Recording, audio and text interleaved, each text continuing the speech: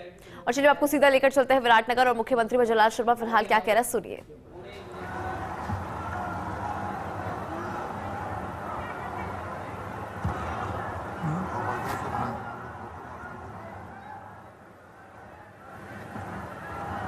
बोलिए भारत माता की। भाई ये विराटनगर वाले हैं, अगर ऐसी आवाज निकलेगी तो कैसे काम चलेगा। जरा लगना चाहिए कि विराटनगर में कोई कार्यक्रम हो रहा है। बोलिए भारत माता की, भारत माता की। बोलिए गोपाल दास जी महाराज की। सबसे पहले तो मैं मंच पर विराजमान हमारे वो साधु संत जो हमको राह दिखाने का काम करते हैं, मैं उनके चरणों में प्रणाम करता हूं।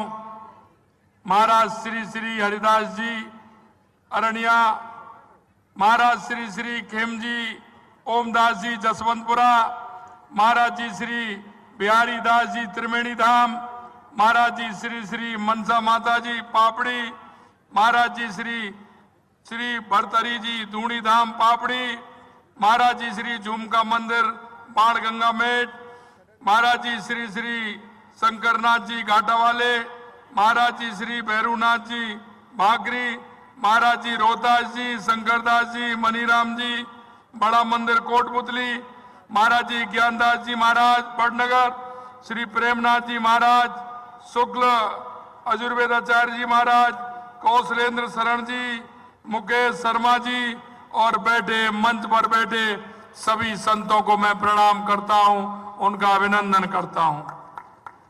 मंच पर विराजमान हमारे कैबिनेट में मेरे साथी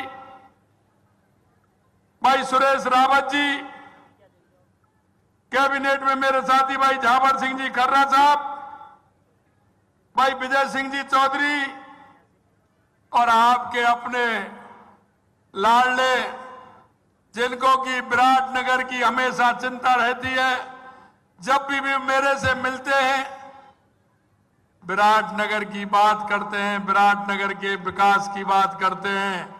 और यही नहीं, मैंने पहले भी देखा है वो हमेशा विराटनगर की चिंता करने वाले ऐसे मेरे भाई कुलदीप धनखड़ जी जो आपके विधायक हैं, भाई जम्मा रामगढ़ के विधायक महेंद्रपाल जी मीणा साहब, बहरोड के विधायक पूर्व मंत्री पार्टी के वरिष्ठ नेता भाई जसवंत यादव जी, विधायक कोटपुतली हंसराम जी पटेल साहब, विधायक बांसुर देवी सिंह जी शेखावत साहब, प्रदेश मंत्री भाई भूपेंद्र सैनी जी, सतवीर यादव जी जिला प्रभारी, राजेंद्र यादव जी पूर्व मंत्री, श्याम जी शर्मा पार्टी के हमारे जिला अध्यक्ष, उम्मेद सिंह जी पार्टी के जिला अध्यक्ष, राजेश गुर्जर जी पार्टी के हमारे जिला अध्यक्ष, रमा चोपड़ा जी जिला प्रमुख, दीनदयाल कुमावत जी पूर्व जिला अध्यक्ष, उपेंद्र यादव जी प्रत्याशी हमारे शाहपुरा, निर्मल कुमावत जी प्रत्याशी हमारे, मुकेश जी गोयल, गणपत जी वर्मा, भुवनेश्वरी देवी जी, सत्येंद्र दहिया जी, ओंकार जी, अमित जी जाखड़ एवं मंच पर विराजमान सभी नेतागण और विराटनगर से दूर दराज गांव से आए मेरे पूजा योग बुजुर्गों, नौजवान दोस्तों और इतनी बड़ी संख्या में आई माता बहनों, मैं विराटनगर के सभी किसानों को, सभी बुजुर्गों को उनका वंदन करता हूं, अभिनंदन करता हूं, आप सभी को मैं नमन करता हूं। मित्रों, ये हमारे अन्नदाता हैं। अन्नदाता हमेशा देने का काम करता है। अन्नदाता को कोई कितना भी दे, लेकिन अन्नदाता जितना देता है इतना कोई नहीं दे सकता। ये हमारे अन्नदाता बैठे हैं, मैं आपको नमन करता हूं, वंदन करता हूं। हमारे यहां हमने देखा है हमारी सरकार बनते ही, क्योंकि एक किसान बेटा होने के नाते मन में यह बात थी कि राजस्थान के अंदर आज अगर हमारे किसान भाइयों को सबसे बड़ी परेशानी है तो वो पानी की परेशानी है। कभी हमारा ये राजस्थान, हमारा ये पूर्वी राजस्थान से लेकर के ये पूरा इलाका पानी से परेशान रहता था। कई नदियां आती थी, अच्छी बारिश होती थी, हमारे सभी तालाब, सभी कुंड हमारे भर जाते थे, किसान को किसी भी तरह से परेशानी नहीं थी। लेकिन जिस तरह से आपने देखा है किसान की खेती के लिए पानी की आवश्यकता है, वाटर लेवल नीचे चला गया और नीचे जाने से किसान की जमीन को पानी नहीं मिलता है, पीने के पानी की भी परेशानी होती है। हमने सबसे पहले सोचा कि किसान को पूरे राजस्थान के अंदर अगर हमारा किसान पानी के लिए आत्मनिर्भर होगा, हमारे किसान को पीने के लिए पानी मिलेगा, हमारे किसान को खेती के लिए पानी मिलेगा। कांग्रेस के लोग कहते हैं कि हम आलू से सोना बनाते हैं। मित्रों, मुझे ये जरूर पता है कि आलू से सोना तो नहीं बन सकता है, लेकिन किसान को अगर पानी उसके खेत में पहुंच जाता है तो मेरी धरती माता जरूर सोना उगलने का काम करती है। लेकिन कांग्रेस के लोग तो आलू से ही सोना बना रहे हैं। उन्होंने कभी भी किसान की चिंता नहीं की। हमारी जब पूर्ववर्ती सरकार थी, माननीय वसुंधरा जी की सरकार थी, उन्होंने ईआरसीपी के काम को आगे बढ़ाने का काम किया। लेकिन 5 साल कांग्रेस के लोगों ने इस ईआरसी पर राजनीति करने का काम किया, इस ईआरसी को रोकने का काम किया, लेकिन कभी भी उन्होंने इस राजस्थान के किसानों की चिंता करने का काम नहीं किया। मैं आपसे निवेदन करना चाहता हूं, क्योंकि मैं किसान को जानता हूं। किसान जब आषाढ़ के महीने में बुवाई करने के लिए जाता है और घर से जब निकलता है, हमारी माता, हमारी बहन, जब वो किसान जब घर से बीज लेकर के निकलता है, उसको तिलक करती हैं और वो भी यह कहती है कि आप जाइए खेत में, बिजाई करके फसल उगाइए, ईश्वर हमारी मदद करेगा। और जब किसान खेत में पहुंचता है तो सबसे पहले धरती माता को प्रणाम करता है। जब बीज उसमें डालता है तो हमारा किसान कहता है कि हे भगवान, आप हमारे साधु संतों को भी देना, आप पक्षियों को भी देना, आप पशुओं को भी देना और मेरे दर पर आए हुए मेहमान को भी देना और सभी को देना। अरे ये तो वो किसान है जो खेत बोते समय सभी की चिंता करता है। और मैं इतना ही कहना चाहता हूं, इस किसान को हम क्या दे सकते हैं? यह पूरे प्रदेश का नहीं, पूरे देश का पेट भरने का काम हमारे किसान भाई करते हैं।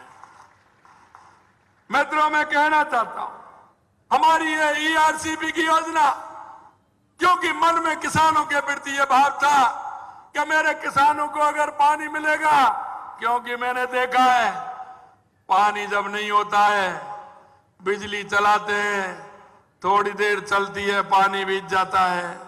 अगर पानी होता है तो नीचे गड्ढा गहरा करना पड़ता है, कितना नीचे चला गया। मन में यह बात थी कि किसान को अगर पानी मिलेगा तो हमारा किसान सरसब्ज होगा, मनचाही फसल उगाएगा। हमने ईआरसीपी को लेकर के हमारे मुख्यमंत्री जी से बात की, केंद्रीय जल शक्ति मंत्री हमारे राजस्थान के थे, उनसे बात की। हमने कहा अगर हमारा पानी का काम और बिजली का काम हो जाता है तो हमारे किसान को बहुत बड़ा फायदा हो जाता है, क्योंकि हम गांव से आते हैं। और चौधरी चरण सिंह जी कहते थे, मैं चौधरी चरण सिंह जी को मैं धन्यवाद देना चाहता हूं, उनको आज स्मरण करना चाहता हूं कि चौधरी साहब कहते थे कि जब तक किसान का बेटा ऊंचे पदों पर नहीं जाएगा, जब तक किसान की कोई सुनने वाला नहीं है। और मैं धन्यवाद देना चाहता हूं चौधरी चरण सिंह जी को कि उन्होंने हमेशा किसान की बात की। आज आप और हम ट्रैक्टर लेकर कहीं भी निकल जाते हैं, कई तरह का कोई टैक्स नहीं है। किसानों को बैंक से पैसा दिलवाने का काम, किसानों के ट्रैक्टर को फ्री करने का काम, किसान की वकालत करने का काम अगर इस देश के अंदर किया तो चौधरी चरण सिंह जी ने करने का काम किया। चौधरी चरण सिंह जी ने अगर दोबारा किसान की समस्या को समझने का काम किया तो हमारे देश के पूर्व प्रधानमंत्री अटल बिहारी वाजपेयी जी ने किया, जो किसान प्रधानमंत्री ग्राम सड़क योजना के माध्यम से किसान के हर गांव को सड़क निकालने का काम देश के यशस्वी पूर्व प्रधानमंत्री स्वर्गीय अटल बिहारी वाजपेयी जी ने किया। और किसान की चिंता भी उन्होंने की। किसान की चिंता उन्होंने की कि किसान जब सूद पर पैसे लेने के लिए जाता है, सूद पर पैसे जब लेकर के आता है तो उसको मनमानी ब्याज देनी पड़ती है। उन्होंने किसान क्रेडिट कार्ड दे करके किसान को सम्मान देने का काम किया, तो अटल बिहारी वाजपेयी जी ने किया। अगर उसके बाद किसानों की चिंता की तो देश के यशस्वी प्रधानमंत्री नरेंद्र मोदी जी ने की। 2014 के बाद देश को बदलते हुए भाई और बहनों आपने देखा होगा, देश को 2014 के बाद अगर परिवर्तन लाना देखा होगा तो देश के यशस्वी प्रधानमंत्री नरेंद्र मोदी जी ने किया है। देश के प्रधानमंत्री नरेंद्र मोदी जी ने किसान सम्मान निधि से लेकर के, किसान की फसल बीमा से लेकर के, किसान के क्रेडिट कार्ड की सीमा बढ़ाने से लेकर के देश के यशस्वी प्रधानमंत्री नरेंद्र मोदी जी ने काम किया है। और आप देख सकते हैं 2014 के बाद उन्होंने चाहे किसान हो, चाहे मजदूर हो, युवा हो, महिला हो, उस क्षेत्र में उन्होंने काम किया है। और देश में इतना बड़ा बदलाव, चाहे हमारी गरीब कल्याण की योजनाएं हो, हर गरीब कल्याण की योजनाओं को जोड़ने का काम किया है, चाहे हमारे देश की विकास की कहानी हो। देश में आज देख रहे हैं जिस तरह से विकास देश के अंदर हुआ है, चाहे वो रोडों के क्षेत्र में हो, चाहे रेलवे के क्षेत्र में हो, या चिकित्सा के क्षेत्र में हो, किसी भी क्षेत्र में हो, देश का जिस तरह से विकास हुआ है। हमारी सीमाओं की सुरक्षा, हमारा किसान का बेटा सीमाओं की सुरक्षा करता था। यहां तक कि कई देखा होगा जब 2014 से पहले की अगर मैं बात करूं, हमारी सीमा पर हमारे जो सैनिक थे वो कुछ नहीं कर पाते थे, क्योंकि उनके हाथ बांध रखे थे। हमारे सैनिकों के सिर काट करके भी लगे। लेकिन मैं धन्यवाद देना चाहता हूं हमारे यशस्वी प्रधानमंत्री नरेंद्र मोदी जी को। उन्होंने सेना का हौसला भी बढ़ाया और उन्होंने कहा कि अगर उधर से एक गोली आएगी तो इधर से भी गोला जाएगा। और उसके लिए आपने देखा है जिस तरह से हमारी सीमाओं को सुरक्षित करने का काम किया है। उनको पता था किसान का बेटा सीमा पर रह करके सुरक्षा करता है। उन्होंने उस बेटे को भी वन रैंक वन पेंशन का फायदा देने का काम देश के यशस्वी प्रधानमंत्री नरेंद्र मोदी जी ने किया। यही नहीं मेरे भाई और बहनों, जिस तरह से हमारी सीमाओं को सुरक्षित करने का काम किया है। उनको पता था किसान का बेटा सीमा पर रह करके सुरक्षा करता है। उन्होंने उस बेटे को भी वन रैंक वन पेंशन का वादा देने का काम देश के यशस्वी प्रधानमंत्री नरेंद्र मोदी जी ने किया। यही नहीं मेरे भाई और बहनों, अगर दुनिया में भारत का गौरव बढ़ाने का काम किया तो देश के यशस्वी प्रधानमंत्री नरेंद्र मोदी जी ने किया। मैं आपसे इतना ही कहना चाहता हूं कि राजस्थान के अंदर हम ERCP योजना, आपने देखा है कि हम 28 जनवरी को हमने समझौता किया था। हमारे मध्य प्रदेश के मुख्यमंत्री भाई मोहन यादव जी, हमारे जल शक्ति मंत्री और हम स्वयं जाकर के हमारे तीनों राज्यों को समझौता किया। समझौते के आधार पर हमने आगे काम बढ़ाया।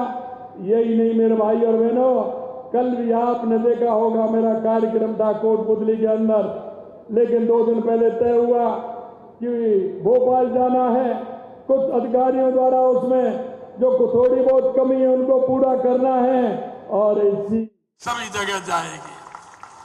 मैं सुन रहा था हमारे कुलदीप जी कह रहे थे, अरे कुलदीप जी ये विराटनगर है, ये पौराणिक नगरी है, ये ऐतिहासिक नगरी है।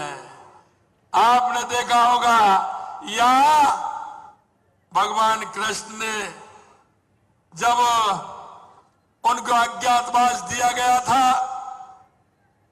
तो भगवान कृष्ण ने विराट राजा जब यहाँ थे, विराट राजा के यहाँ हमारे पांचों पांडव, आज भी वो ऐतिहासिक नगरी है। निश्चित रूप से आपने कहा है पर्यटन की दृष्टि से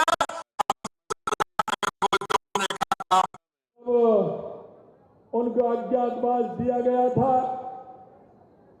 तो भगवान कृष्ण ने विराट राजा जब यहाँ थे, विराट राजा के यहाँ हमारे पांचों पांडव, आज भी वो ऐतिहासिक नगरी है। निश्चित रूप से आपने कहा है पर्यटन की दृष्टि से हम इस विराटनगर को जोड़ने का काम करेंगे। यही नहीं मेरे भाई और बहनों, ये विराटनगर है, ये विराटनगर की धरती है।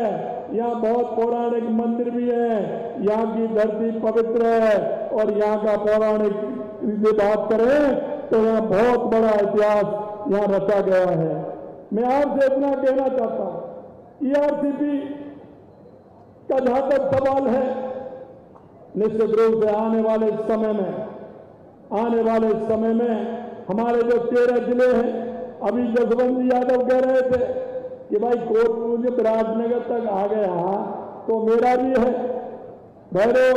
मैंने कहा चिंता मत करिए, भैरोड हो या बांसुर हो या अलवर हो, ये हमारे 13 जिले इसमें है। इसमें हम ज्यादा से ज्यादा जो हमारे तालाब है, हमारे बांध हैं, उनको भरने का काम करेंगे।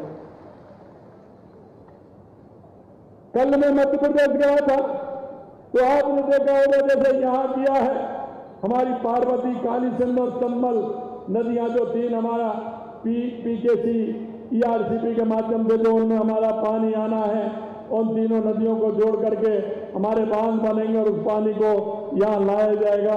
बीसलपुर बांध के माध्यम से हमारे प्रदेश में चंबल का पानी बहकर समुद्र में चला जाता था, उसको भी हमने किया है कि ज्यादा से ज्यादा हमारे किसानों का लाभ हो।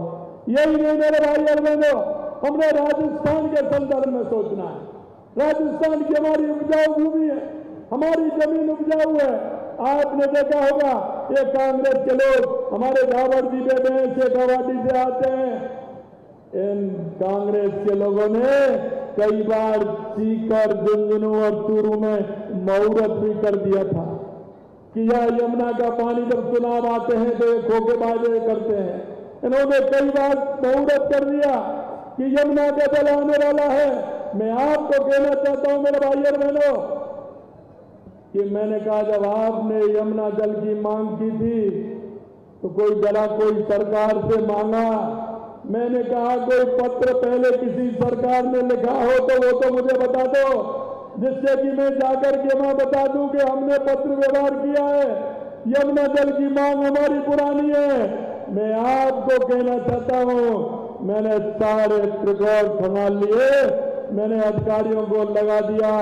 एक भी पत्र आज तक कांग्रेस ने यमुना समझौते के लिए नहीं लिखा, एक भी पत्र नहीं लिखा।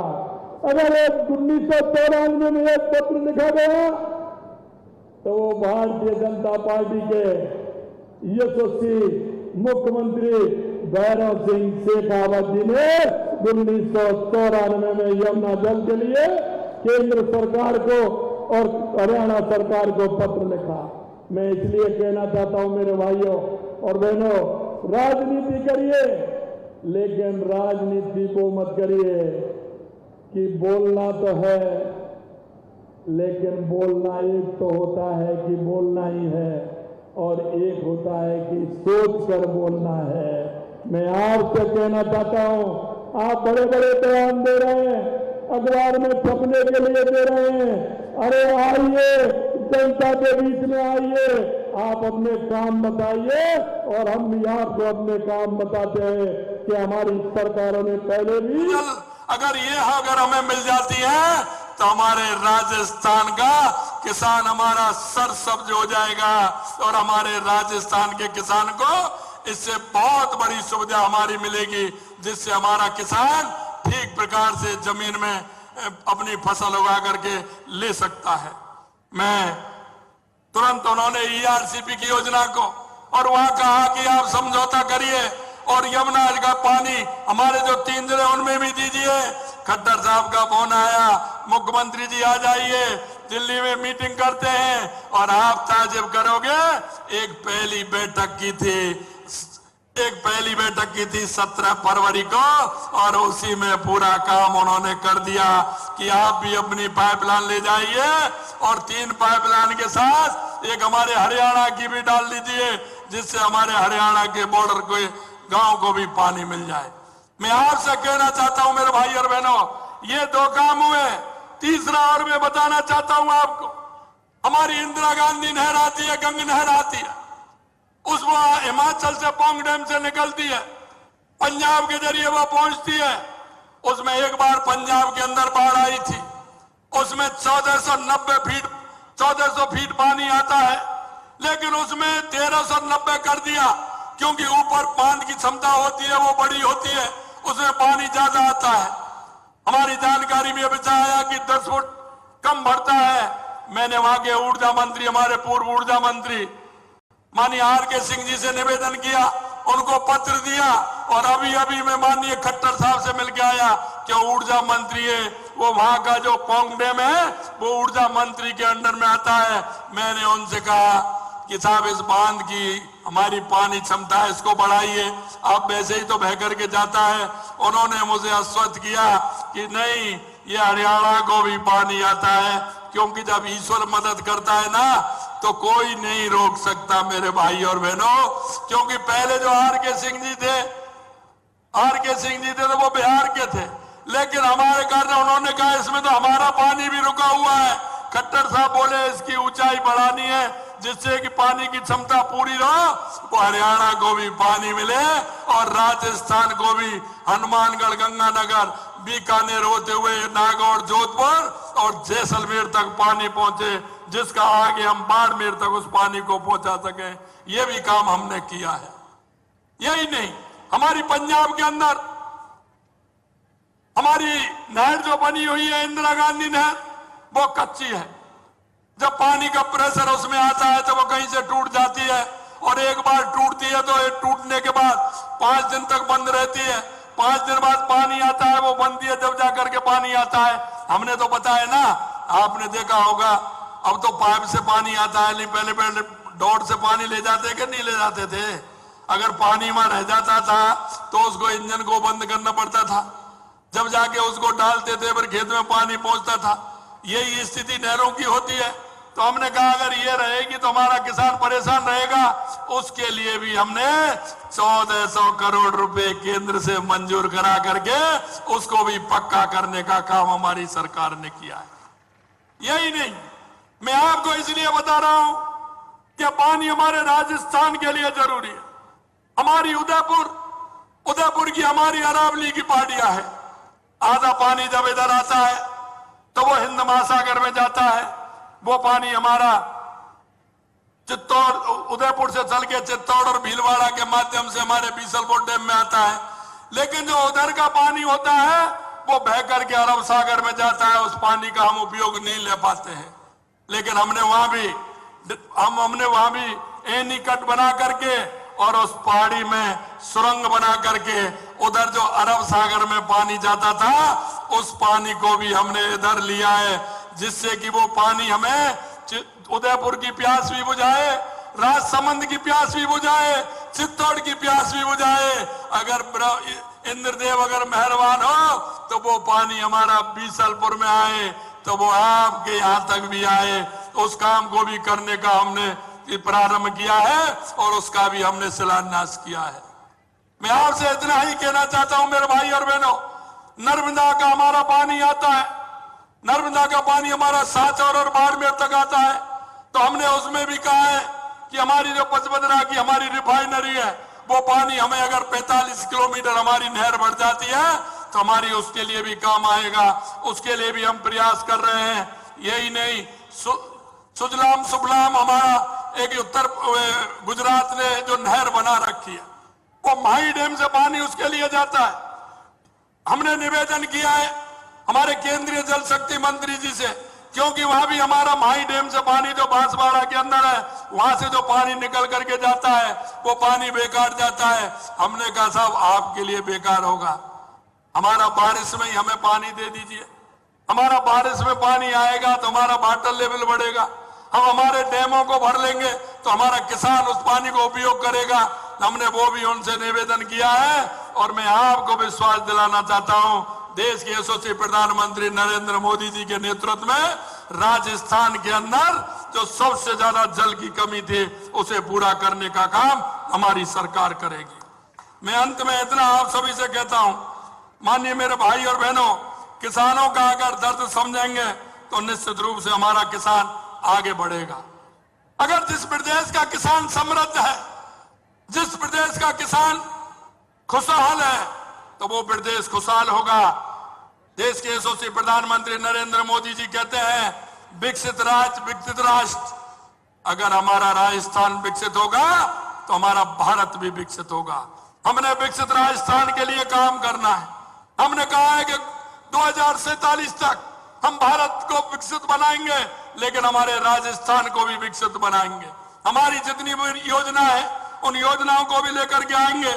यही नहीं, आपने देखा होगा जब से हमारी सरकार आई है लगातार, आपने देखा होगा जिस तरह से हमने लगातार काम किए हैं। मित्रों, मैं आपसे कहना चाहता हूं, आपकी कोई मांग नहीं थी। हमारी सरकार आते ही मार्च के महीने में, उससे पहले हमने पहली कैबिनेट में हमने कहा किसानों की फसल आने वाली है, मार्च के महीने में फसल आने वाली है। हमने कहा कि 2275 रुपए गेहूं का मूल्य है, गेहूं का मूल्य है। हमने 125 रुपए एमएसपी बढ़ा करके 2400 रुपए करने का काम हमारी सरकार ने किया। अगर कोई दूसरी सरकार होती तो मार्च के महीने को निकाल देती, मार्च के महीने को निकाल देती तो उसके बाद करती, तो क्या मेरे किसान को फायदा मिलता क्या? मैं आपसे पूछना चाहता हूं, किसान को फायदा मिलता क्या? हमने तुरंत हमने 1 जनवरी से ये लागू कर दिया कि किसान को 125 रुपए किसान को बोनस मिले। मैं आपसे यही कहना चाहता हूं मेरे भाई और बहनों, आपने देखा होगा परसों के कार्यक्रम में आप जुड़े होंगे, कल के कार्यक्रम में आप जुड़े होंगे। आपको मैं हाथ खड़ा कराना चाहता हूं, किस किस के खाते में घंटी बजी है ये तो बता दो। अरे मेरे किसान भाइयों, ये तो बता दो, कल आ गया ना पैसा? मुख्यमंत्री किसान सम्मान निधि का पैसा आ गया ना? कैसा लगा आपको?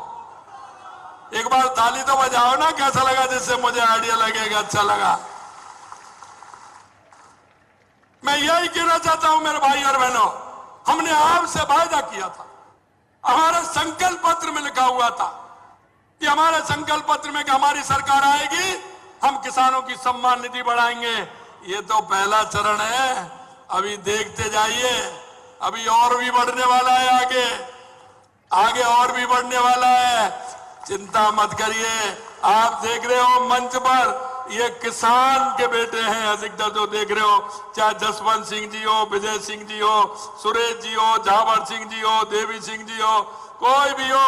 और ये आपके देखो कुलदीप जी, ये तो है ही किसान के बेटे। ये तो अभी मेरी तरह खेती में ही काम करते हैं।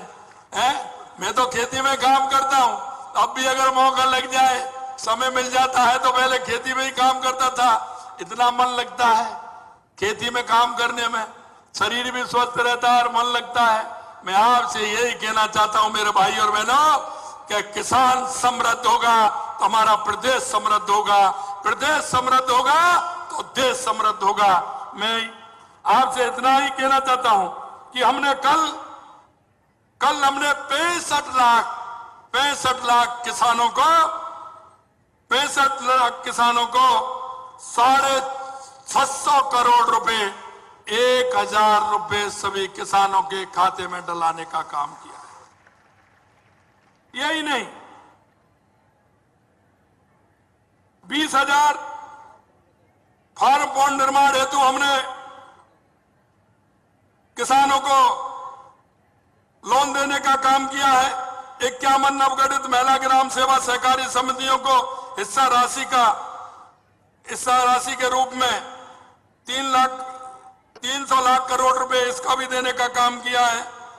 हमने प्रदेश के किसानों को 350 करोड़ रुपए ब्याज मुक्त अल्पकालीन ऋण देने का भी हमने काम किया है और किसान को फ्री में किट, जो बीज की किट हुई है, उसे भी देने का हमने लघु और सीमांत किसानों को वो भी हमने काम किया है। आने वाले समय में क्योंकि हमें पता है कि किसान किस तरह से खेती में काम करते हुए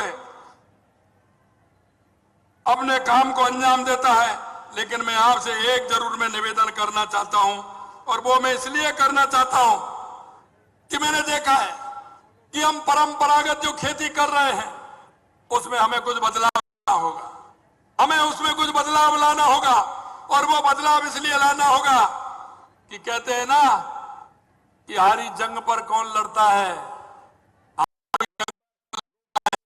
तो हारी हुई जंग पर एक किसान ही है जो वो लड़ता है। अगर कोई फसल अगर नहीं होती है तो अगली बार भी उसको फसल वो नहीं पड़ती है, वही फसल आखिर किसान क्या करेगा। इसलिए मैं कहना चाहता हूं कि बदलते हुए समय में हमारी खेती को भी बदलना है। आधुनिकता के हिसाब से जिस खेती में मुनाफा की खेती हमें करनी है, मैंने देखा है मैं आने वाले समय में कुछ किसान भाइयों को, कुछ हमारे कृषि वैज्ञानिकों को मैं कई जगह में भेजने वाला हूं, दुनिया के उन देशों में भेजने वाला हूं जहां कृषि बढ़िया अच्छी होती है, मुनाफा की खेती होती है, जिससे वो यहाँ करके बताएं, उसके बीज भी उपलब्ध कराएं, कम पानी में किस तरह से खेती होती है, ये आपको भी करना है, जिससे मेरे किसान भाइयों को ज्यादा से ज्यादा लाभ हो। मित्रों, मैं एक बात और कहना चाहता हूं, हमारी माता बहनें खेती के अंदर काम करती हैं, लेकिन हमने सोचा कि खेती के अंदर के साथ साथ हमारा पशुधन भी खेती से जुड़ा हुआ है, हमारा पशुधन भी खेती से जुड़ा हुआ है। हमने कहा किसान क्रेडिट कार्ड तो मिलता है, लेकिन गोपालक कार्ड भी मिलना चाहिए। हमने हर किसान के लिए 1 लाख रुपए का गोपालक कार्ड भी बनवाने का काम किया है, जिससे हमारा किसान खेती के हिसाब से पशुधन का भी लाभ उठा सके, क्योंकि उसे आवश्यकता होती है। जब हम रिश्तेदारी में जाते हैं, कहीं भी हम मिलने जाते हैं, तो सबसे पहले क्या पूछते हैं, भाई खेती क्यारी कैसी है। दूसरे नंबर पे क्या पूछते हैं, दूध बूध हो रहा है कि नहीं हो रहा है। पूछते हैं कि नहीं पूछते हैं, यही पूछते हैं ना। पीछे वाले किसान भाइयों से कह रहा हूं मैं, यही पूछते हैं ना। तो इसलिए हमने वो खेती से पशुधन भी जोड़ा है, और उसमें भी हमें हर किसान को 1 लाख रुपए का गोपालक कार्ड भी आपको मिलेगा, जिससे कि आप सस्ती बहुत ही कम ब्याज पर उसका भी आप लाभ उठा सके। आवश्यकता हो, किसी के दूध नहीं हो, गाय लेनी हो, भैंस लेनी हो, तो वो खरीद करके ला सकता है।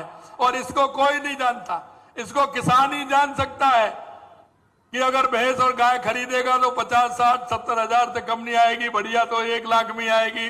तो 1 लाख रुपए का ये भी हमने देने का काम किया है। मैं इतना ही आप सभी से निवेदन करना चाहता हूं कि जिस तरह से आपने देखा होगा, ये सरकार बहकाती थी, ये सरकार बहकाती थी, युवाओं के सपने को तोड़ती थी, जगह निकालती थी, फॉर्म भरवा लेती थी, फॉर्म के नाम पर पैसा इकट्ठा हो जाता था, पेपर लीक हो जाता था। अरे भाई और बहनों, मैं जानता हूं हमारे वो किसानों के बेटे, हमारे वो किसानों की बेटियां किस तरह से पढ़ती थी। जब मेरा किसान भाई उसको कोचिंग कराता था, कोचिंग के लिए मकान दिलाता था, मकान दिला करके कोचिंग के लिए पैसे देते थे। मैं कहना चाहता हूं, वो मेरा किसान भाई